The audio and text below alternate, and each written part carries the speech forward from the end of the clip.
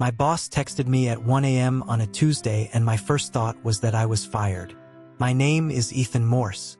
I am 29 years old, and I work as a senior communications coordinator for a mid-sized hospitality consulting firm called Hargrove & Associates, based out of Tampa, Florida.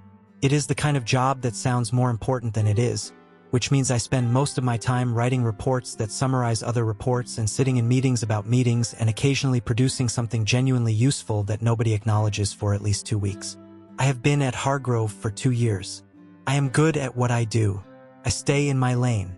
I do not make trouble. I eat lunch at my desk 4 days out of 5 and I leave at a reasonable hour, and I have never, not once, given anyone a reason to text me at 1 a.m. on a Tuesday. So when my phone lit up on my nightstand and I rolled over and squinted at the screen and saw the name at the top of the message, my stomach dropped before I had even read the words. Nadia Voss, Director of Client Strategy. My boss. I had worked under Nadia for the full 2 years I had been at Hargrove, and in those 2 years I had developed a precise and somewhat exhausting understanding of who she was professionally. She was 34, sharp in the way that made people slightly uncomfortable in meetings because she always saw 2 steps further than whoever was speaking. She had built the client strategy division from 4 people to 11 in 18 months. She wore her blonde hair loose around her shoulders in a way that somehow looked simultaneously effortless and intentional, which was also how she ran meetings. She was fair and demanding in approximately equal measure. She did not waste words. She did not send unnecessary emails. She had never, in 2 years, texted me outside of business hours. The message said, "Can we catch up? I have been thinking about the Harmon account presentation and I want your read on something before tomorrow." I read it twice. Then I looked at the time. Then I read it again. It was 1:07 in the morning. The Harmon account presentation was at 2 p.m. the following day, which I had been preparing materials for all week, and which was, by any reasonable measure, under control. There was nothing about it that required a 1 a.m. text. I typed back, of course, "Now or tomorrow morning before the meeting." The reply came in under a minute. "Now if you are awake. Call me." I sat up in bed in my apartment in South Tampa, looked at my phone, and called her. She answered on the second ring, and she did not sound like someone who had been asleep. She sounded like someone who had been awake for a while, thinking too hard about something, which I would come to learn was a thing she did regularly between midnight and 2 a.m. when a problem had gotten under her skin. "Ethan," she said, "thanks for picking up." "Of course," I said. "What is going on with Harmon?" There was a pause, just slightly longer than a professional pause. "Nothing specific," she said. "I just wanted to think through the framing with someone who knows the account." We talked for 40 minutes about the Harmon presentation, which she was right to think carefully about because there was a framing issue I had noticed and not flagged because I thought I was overstepping. She caught it from a different angle and we fixed it together at 1 a.m. over the phone while I sat on the edge of my bed in the dark and she, I imagined, sat wherever she sat when she was thinking too hard about things at midnight. The presentation the next day went well. Harmon signed the extension. Nadia caught my eye across the conference table when the client said yes and gave me a small nod that meant, "Good work," and I nodded back, and that was the professional version of what passed between us. But I thought about the 1 a.m. call on the drive home. I thought about the pause before she said nothing specific. I thought about 40 minutes of easy conversation in the dark, the way it had not felt like a work call after the first 10 minutes, the way we had moved from Harmon to the Tampa hospitality market, generally to a small debate about whether the new waterfront development near Harbor Island was going to help or hurt independent hotels, a debate she had opinions about that had nothing to do with any client account. I thought, that was not just about Harmon. And then I thought, do not do this. She is your boss. You are good at your job and you stay in your lane and you do not complicate things. I thought that very clearly and with great conviction and then spent the rest of the evening thinking about the pause anyway. 2 weeks went by. Normal, professional, unremarkable. Then she texted again at 11:30 on a Thursday. "Are you up? I want to talk through the Meridian proposal." Called her. We talked for an hour. The Meridian proposal took 20 minutes. The remaining 40 were about a documentary she had been watching about Florida's coastline development in the 1980s that she thought had direct relevance to how hospitality consulting firms were positioning themselves wrong in the current market, which was the most interesting work-adjacent conversation I had had in 2 years. When we hung up, I lay in the dark and looked at the ceiling and felt something I recognized and did not particularly want to feel. Then it happened again the following Tuesday. Then again the week after that. Different accounts, different pretexts, the same late hour, and the same easy conversation that outran the stated reason for calling every time. By the 5th call, I had stopped pretending to myself that we were talking about work. The problem was I could not tell if she knew that too. Nadia Voss was not easy to read outside the specific language of professional performance, where she was completely legible. Personally, she was careful. She never said anything that crossed a clear line. She never acknowledged what the calls had become. She just kept calling, and I kept picking up, and we kept talking until the Tampa night was well along, and one of us eventually said, "We should get some sleep," and the other agreed, and we hung up, and I lay there with the specific frustration of someone who has developed feelings they cannot confirm are returned and cannot afford to be wrong about. I had been wrong about something like this before. 3 years ago in Atlanta, before Tampa, before Hargrove, there had been a situation with someone I worked closely with, a woman named Dana, who I had been completely certain felt what I felt, and who had looked at me one afternoon and said with genuine surprise that she thought of me as purely professional and hoped she had not given any other impression. She had not been cruel about it. She had not meant to mislead me. She simply had not been aware of the line she was walking, and I had been aware of nothing else. It had cost me 8 months of profound awkwardness and eventually a job I had otherwise loved. I had moved to Tampa partly to start clean. I had spent 2 years building something stable. I was not going to pull on this thread without knowing what was on the other end of it. So I did the sensible thing. I answered the calls, I enjoyed the conversations, I kept my feelings in their lane the same way I kept everything else in its lane, and I waited for something clear. On the 6th Tuesday night call, she said, toward the end, when we had long since left any work topic behind, "You know what I like about talking to you?" "What?" I said. "You actually listen," she said. "Not to respond, just to listen." There was a pause that felt different from the professional kind. "Most people do not do that," she said. I held the phone and looked at the ceiling and said carefully, "I find you interesting to listen to." Another pause. "Good night, Ethan," she said. "Good night," I said. I put the phone down and thought, something is happening here. And I thought, I am not going to assume. And I thought, this is going to be complicated. I was right about all 3. She called a 7th time on a Wednesday and I did not answer. And by Thursday morning I understood I had made an error. It was not that I had planned not to answer. I had been on the phone with my brother in Atlanta, a long call that ran later than expected, and when I saw her name on the screen I sent it to voicemail and finished the conversation with my brother, and by the time I called back it was past midnight and I thought, too late, she has probably gone to sleep. She had not gone to sleep. She texted at 7:15 the following morning. "Everything okay? You did not pick up." I read that message 3 times. Not because the words were complicated. Because of what they implied about the hour at which she had noticed. I replied, "Sorry, was on another call." "All fine." She replied, "Okay, good. See you at the 10 o'clock. The 10 o'clock was a team meeting. 8 people around the conference table on the 4th floor with the Tampa Bay visible through the windows on clear days, which that Thursday was. Nadia ran it from the head of the table the way she always did, efficient and focused, moving through the agenda without wasted time. She did not look at me any differently than she looked at anyone else. She was exactly as she always was professionally, except that halfway through the meeting, when I was presenting a brief update on the Meridian timeline, she interrupted with a question that had a fairly obvious answer, which she knew because she was the one who had briefed me on the Meridian timeline in the first place. I answered it. She nodded. The meeting continued. Afterward, back at my desk, I turned it over. Nadia Voss did not ask questions she already knew the answers to.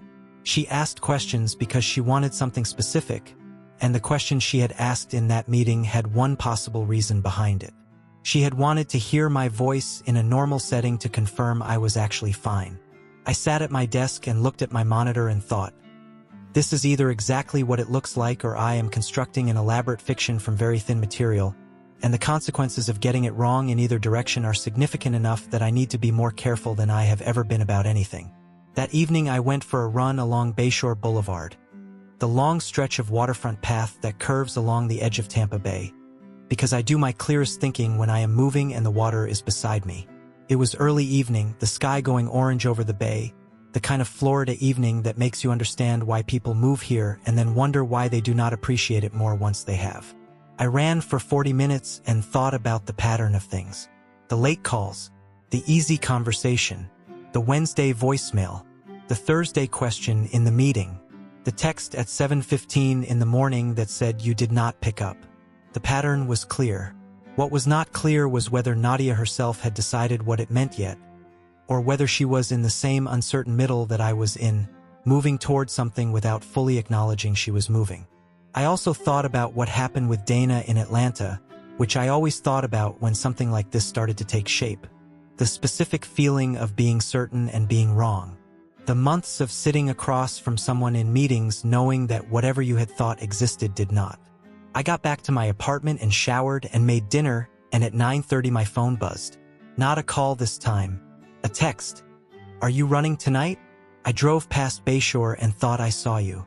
I stood in my kitchen with a fork in my hand and looked at the message.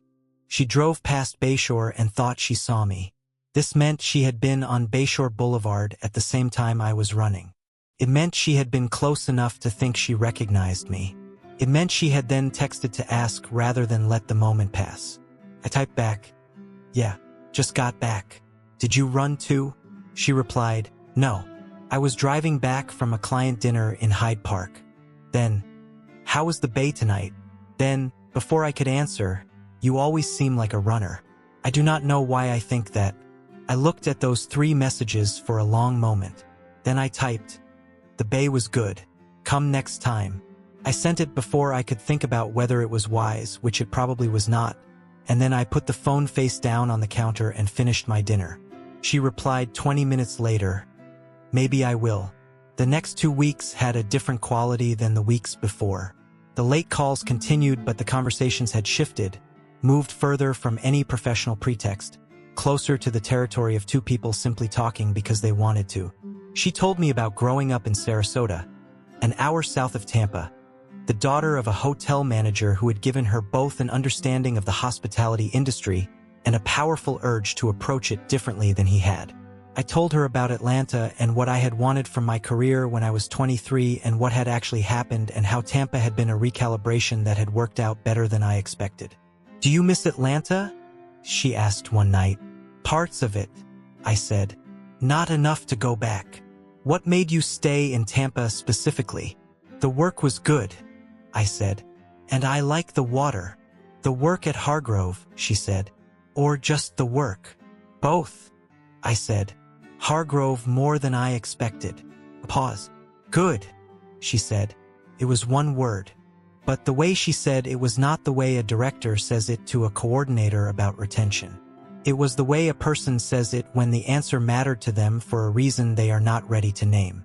3 days later, she walked past my desk at the end of the day, when the office had mostly emptied out, and stopped and said, "I am getting coffee from the place across the street. Do you want to come?" Not after hours. Not a call. In person, directly, an invitation that had nothing behind it except itself. I closed my laptop. "Yes," I said. We walked across the street to the small coffee place on Kennedy Boulevard that the office used for real conversations rather than the kitchen machine upstairs, and we sat at a small table by the window and had coffee at 5 in the afternoon and talked for an hour without the telephone distance between us. And it was exactly as easy as the late-night calls and considerably more dangerous because I could see her face the whole time. At some point, she looked at me across the small table and said, "I owe you an honest conversation." My coffee cup stopped halfway to my mouth. "About the late calls," she said. "I want to make sure I have not put you in an uncomfortable position." "You have not," I said. "I am your director," she said. "I know," I said. "I want to be careful," she said. "So do I," I said. She held my gaze. "Good. Then we are on the same page." She picked up her coffee. I picked up mine. Outside, the Tampa afternoon went on in its usual way, hot and bright and indifferent. But the conversation had happened, which meant she had been thinking about it, which meant it was real enough to be careful about, which was the closest thing to confirmation I had received. I drove home that evening with the windows down and the warm Florida air coming through and the particular feeling of someone standing at the edge of something large, not sure of the depth, not quite ready to step in, not able to walk away. She kissed me on a Friday evening in April and then spent the following 3 weeks making me feel like it had not happened, and that was when I understood that the trust problem was not going to be simple. The Friday had been the firm's quarterly gathering, a low-key evening event at a rooftop bar on the Riverwalk that Hargrove used to give the team something social that was not a conference room. The Tampa evening was warm and the river was below and everyone was in that particular Friday looseness that happens when a week ends well. I had been talking to a colleague named Marcus from the accounts team for most of the first hour, and at some point I looked across the rooftop and Nadia was looking at me, not pretending not to, just looking, and when I held the look she did not drop it. She came over 20 minutes later. The rooftop had thinned out by then, people drifting to the bar or to other conversations, and we ended up at the railing with the river below and the Tampa night warm and full of the sounds of the city at the end of a week. We talked the way we talked on the late calls, except with the river below us and people nearby and 2 drinks between us and the Friday looseness in the air. At some point the conversation went quiet for a moment and she was very close at the railing and she turned and looked at me and the look was not professional and had not been for some time, and then she kissed me. Brief and quiet, the kind of kiss that is also a question. I kissed her back and it was a quiet answer to a quiet question and the river kept going below us and nobody on the rooftop was paying attention to the 2 of us at the railing. When she pulled back she looked at me for a moment and did not say anything. And then someone called her name from across the roof and she straightened and said, "I need to go talk to Harmon's representative." And went. I stood at the railing for a moment and then went back to the party. She was professional for the rest of the evening. Correct and warm with everyone, including me, in the way she was always correct and warm professionally. When the gathering ended she said goodnight to the group and left, and I drove home and sat in my apartment and held the exact specific shape of the last 2 minutes at the railing and did not know what to do with it. Monday morning she was exactly as she always was. Tuesday the same. The late calls stopped. Not one. Not a single text after hours. Nothing that acknowledged Friday or anything before Friday. By Thursday I was starting to feel the particular discomfort of someone who has been given a clear signal and then watched it get quietly withdrawn. And by Friday, exactly 1 week later, I was starting to feel something worse. I had felt this before. Not with Dana, which had been different. Before Dana, there had been someone in college. A woman who had run hot and cold with such consistency and such ability to make me believe each warm period was the real version that I had spent a year not knowing which version to trust. It had left a mark. The kind of mark that becomes a reflex. The kind that fires the moment something starts to look like that same pattern. I sat in the Friday afternoon office and looked at my monitor and thought, "You promised yourself you would not do this again." On Saturday morning, I texted her. Not a call. A text which felt safer. "Hey, I want to make sure things are fine between us. They seem fine, but I wanted to check." She replied within 5 minutes. "Of course things are fine. Why would they not be?" I stared at that. Then I typed, "Friday on the rooftop." A longer pause this time. Then, "I may have had 1 too many drinks." I put my phone face down on the kitchen counter and left it there for an hour. When I came back there was another message. That came out wrong. I did not mean it the way it sounds. "Can we talk?" I picked the phone up. I typed, "Call me." She called. I picked up. There was a brief pause on her end, the kind that meant she was working out what she wanted to say first. "I panicked," she said. "That is the honest answer. Friday was real. I panicked after." "Why?" I said. "Because you work for me," she said. "Because I do not know how to do this without it affecting things. Because I am used to being the person who has everything under control, and this is something I do not have under control." "Nadia," I said. "Yes," she said. "I need you to be straight with me," I said. "Not because I am making demands. Because I have been in situations where the signals went in different directions and I spent a long time not knowing what was real, and it cost me more than I want to explain right now. So I need to know if this is real or if I should let it go. A long pause. It is real, she said quietly. I am just scared of what real means in this particular situation. So am I said.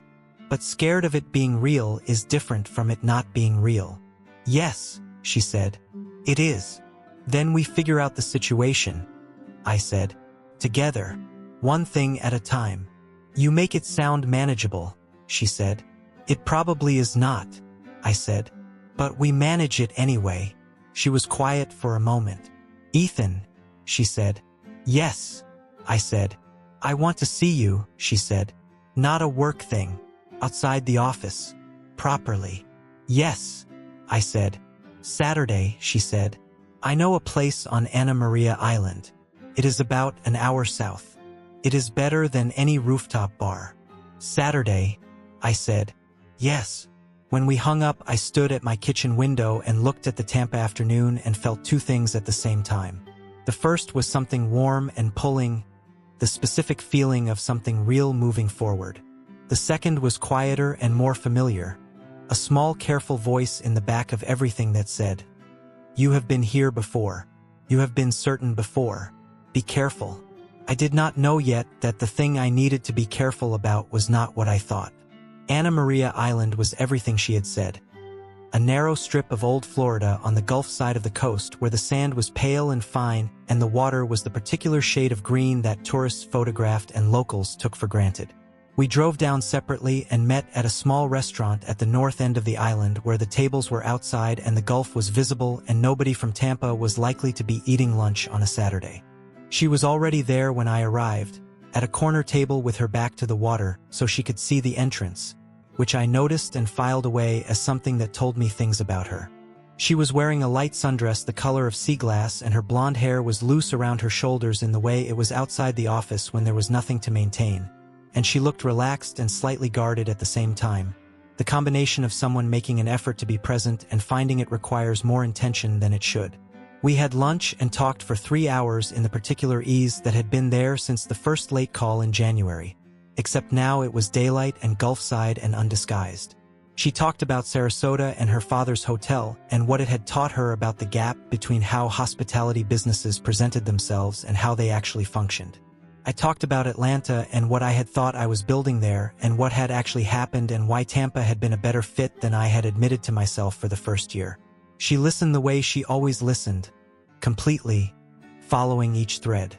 At some point she said, "Tell me about the thing in Atlanta, the real one, not the career version."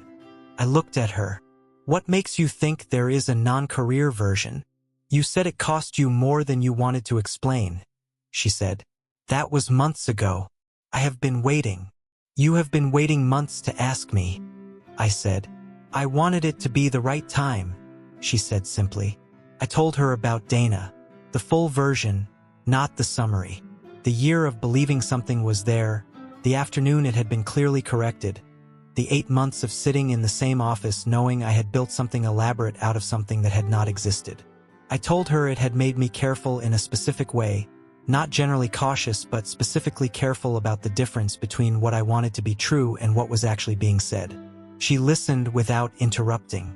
When I finished, she was quiet for a moment. "Is that what you thought was happening with me?" she said. "After the rooftop? For about a week," I said. "Yes. I did panic," she said. "But not because it was not real.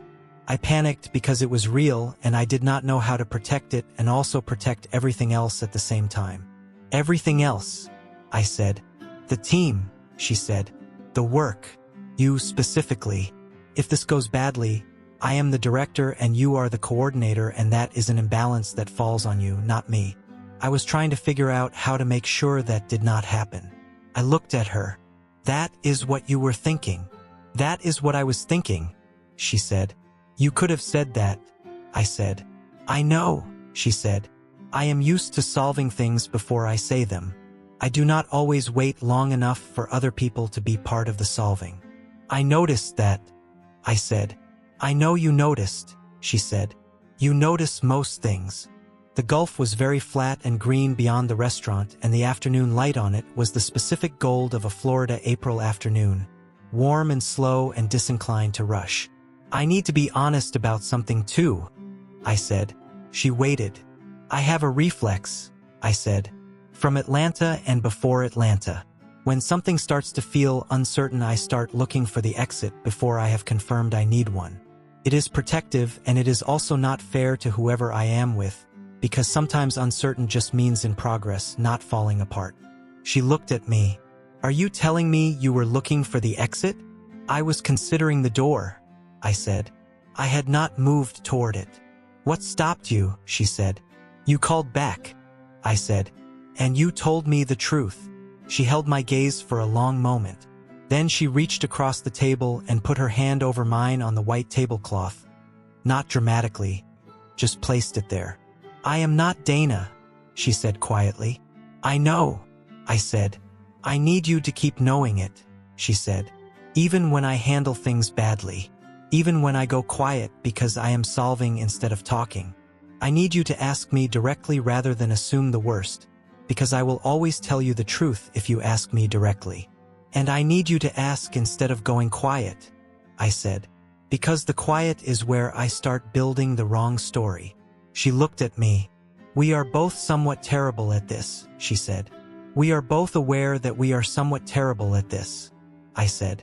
Which is different. Is it enough? She said. I think it might be, I said, if we are honest about it. She turned her hand over under mine and held on. We stayed on Anna Maria Island until evening, walking the beach after lunch, shoes off, the warm Gulf water running over our feet at the edge of the tide. Talking and not talking in equal measure. At some point she stopped walking and turned toward the water, and I stood beside her, and she leaned into my shoulder, and I put my arm around her, and we watched the Gulf go gold in the late light. She tilted her head and looked up at me, and I kissed her there on the beach, slow and unhurried, with the water at our feet and the April evening warm around us. And it was nothing like the brief, careful question of the rooftop. It was an answer that had been building since January. On the drive back north, she texted from her car at a red light. Today was good. I replied, today was very good. She sent back, tomorrow? I replied, yes. I drove back to Tampa on the dark highway with the warm Florida night coming through the windows and thought about late calls and a 1 a.m. text about the Harmon account and a pause before she said nothing specific, and how sometimes the smallest hesitations were the ones that told you everything. The 5 months that followed Anna Maria Island were the most complicated and the most complete months I had known in a long time, and they were both of those things for reasons that were completely connected. We were careful at work. Not cold, not artificial, but careful. Maintaining the professional geography of director and coordinator with a consistency that required daily intention. We did not arrive together or leave together. We did not eat lunch together unless others were present. In meetings, she was exactly as she had always been with me, fair and direct and occasionally challenging in the specific way that made my work better. And I was exactly as I had always been, reliable and prepared, and occasionally the person who said the thing nobody else in the room had said yet. Outside the office, it was entirely different. Saturday mornings on Bayshore Boulevard. Running side by side in the early Florida heat before the day got serious. Sunday evenings at her apartment in Harbor Island with dinner she cooked because she had been specific about wanting to cook for someone for years and never having the right someone. Wednesday nights at the small Italian place on South Howard, where the owner had decided after our third visit that we were regulars and treated us accordingly. She was possessive in a way I had not encountered before, not controlling but specific. She wanted to know where I was, not because she did not trust me, but because she needed the knowledge the way some people need order or silence. She texted in the evenings to ask how my day had finished. She noticed when I seemed tired before I said I was tired. When I made plans with friends, she asked afterward how it had gone. Not with suspicion, but with the particular attention of someone who had decided you were important and was tracking you accordingly. First I found it warm. Then I found it occasionally suffocating and did not know how to say so.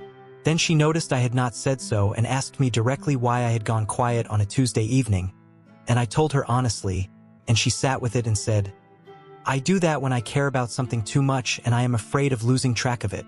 Tell me when it is too much. It is occasionally too much, I said. Okay, she said. I will try. She did try. It was imperfect and genuine, the way most real efforts are. The trust problem surfaced properly in June. Not because of anything dramatic. Because of a Thursday evening when I was at a firm event across town that she had not attended due to a client call, and I did not text for 3 hours because I was in conversations and had my phone in my pocket, and when I came out there were 4 messages, the last one simply saying, "Are you okay?" I called her immediately. "I am fine," I said. "I was in the middle of things." "I know," she said. "I know that is irrational." "It is not irrational," I said. "But I need you to trust that when I do not answer it is because I am busy, not because something is wrong." "I know that intellectually," she said. "What does it feel like non-intellectually?" I said. A pause.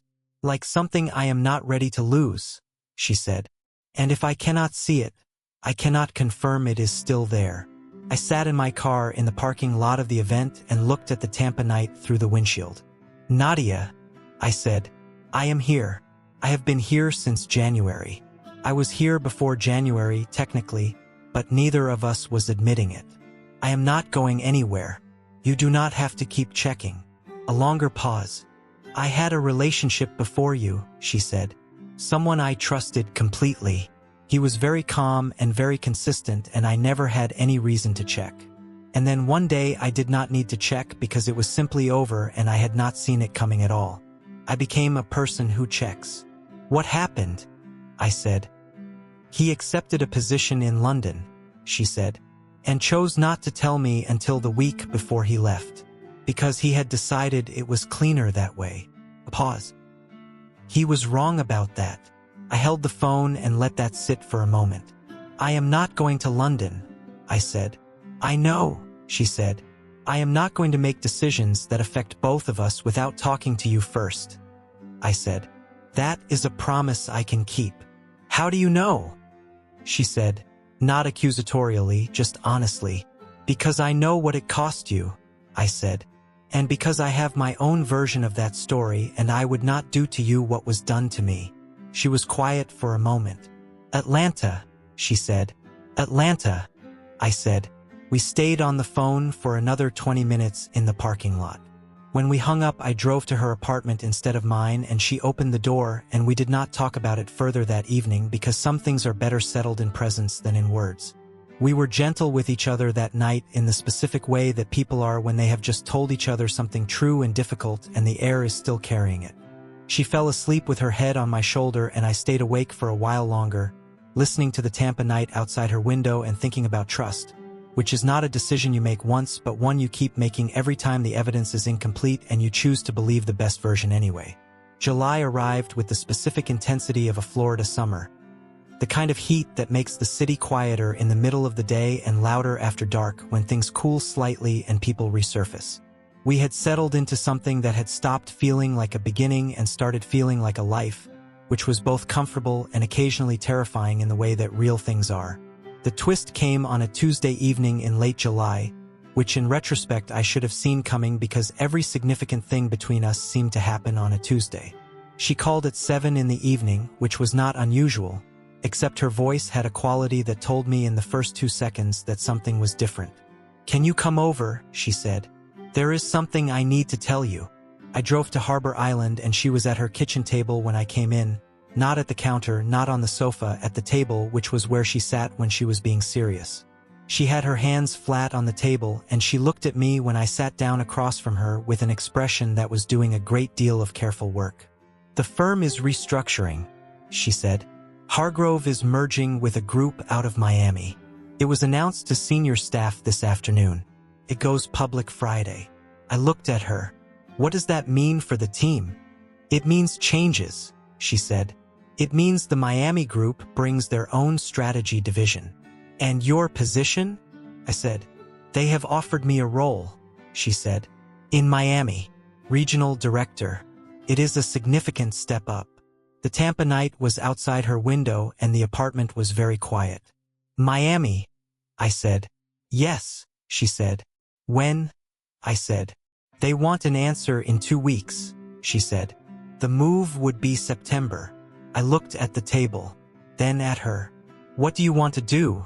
I said. She held my gaze. "I want to tell you what I did not tell you about," she said, "before I make any decision. I am telling you first, immediately, because I promised I would." Something in my chest loosened at that. "And my position," I said. "The Tampa office continues in a reduced form," she said. "Your role is not affected. You would stay here. So the question is," I said. "The question is what we do," she said. "Not what I do. What we do." I looked at her across the kitchen table in the July evening and thought about trust, which is choosing the best version when the evidence is incomplete. She had told me immediately. She had sat at the table instead of the counter because it was serious. She had said what we do. "I am not a long-distance person," I said honestly. "I want to be clear about that up front." "Neither am I," she said. "Which is why this is a real problem and not a simple one." "Tell me about the role," I said. She told me. It was significant. The kind of opportunity that did not come twice. It was everything she had been building toward for 6 years. "You should take it," I said. "Ethan," she said. "I am not being noble," I said. "I am being logical. You should take it. And then we figure out the rest." "The rest," she said. "Tampa to Miami is 4 hours," I said. "It is not London." She looked at me for a long moment. "There are firms in Miami," I said. "Infrastructure consulting. The development market is significant. I have been at Hargrove for 2 years. I am not obligated to stay." She was very still. "You would consider moving?" "I am considering it right now," I said. Out loud. "In front of you. So there is no version of this where you find out later that I had decided something and did not tell you." She pressed her lips together and looked at the table and then back at me with an expression that had stopped composing itself. "I love you," she said, the first time. Directly at the kitchen table, no rooftop, no Gulf sunset, just the July evening and the Tampa night outside and 2 people being honest. "I know," I said. "I have known for a while." "How long?" she said. "Since you drove past Bayshore Boulevard and texted to ask if I was running," I said. "That was April." "That was February," she said. "February," I said. "You have known since February," she said. "Yes," I said. "And you did not say anything," she said. "I was waiting for you to be sure," I said. "And then I was waiting for the right moment. And then I decided there was no right moment, just the available one." She stood up from the table and came around to where I was sitting, and I stood, and she held my face in both hands and kissed me in the kitchen with the Tampa night outside and the future being a real and complicated and completely open question. "We are going to figure this out," she said. "We are going to figure it out," I said. "One thing at a time." She took the Miami position and spent August preparing the transition. I spent August talking to 3 firms in Miami, 2 of which expressed serious interest in my background. She moved in September. The distance was real and imperfect, and we drove it every other weekend, trading directions, for hours each way, every time arriving at the door of wherever the other one was and feeling the specific relief of presence after too many phone calls. In October, one of the Miami firms made me a formal offer. I called Nadia from my Tampa apartment and told her the same evening I received it, before I had thought through my answer, because I had promised that. She was quiet for a moment. Then, "What do you want to do?" "I want to be in the same city as you," I said. "That is the clearest thing I know." "Then come," she said. I put in my notice at Hargrove the following week. My manager, to his credit, shook my hand and said Tampa would miss me and Miami was lucky.